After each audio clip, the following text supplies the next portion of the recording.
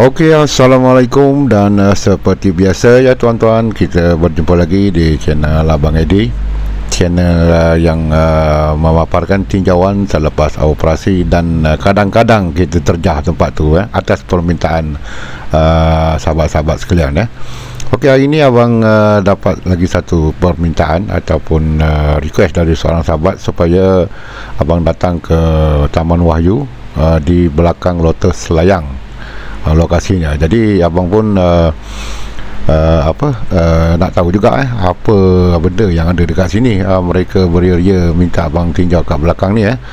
Jadi abang pun dah sampai di Taman Wahyu, iaitu lebih tepatnya di Lotus Lotus Layang. Ni di depan kita ni Lotus Layang. Jadi kita nak tinjau apa sebenarnya yang ada dekat sini, yang mereka semua beria minta abang datang tengok di belakang ni. Sepertinya sebuah taman yang cantik, dan abang perasan juga kat depan ni ada perumahan PPR ataupun projek perumahan rakyat.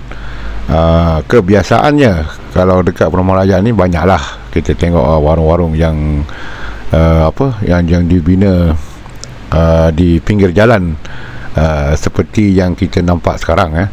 Ini pemandangan biasa di kebanyakan perumahan rakyat di Kuala Lumpur ni. Jadi ini adalah punca pendapatan mereka, kerana mereka ini dalam golongan orang susah. Kalau dia senang, dia tak duduk dekat PPR ni. Jadi dari tinjauan abang, mungkin ini yang dimasukkan oleh sahabat tersebut.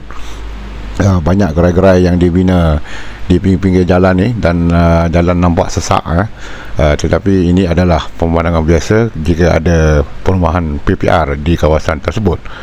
Jadi kita mintalah pihak yang berwajib untuk menyediakan satu kawasan khas untuk mereka berniaga, kerana mereka ini kebanyakannya adalah orang susah.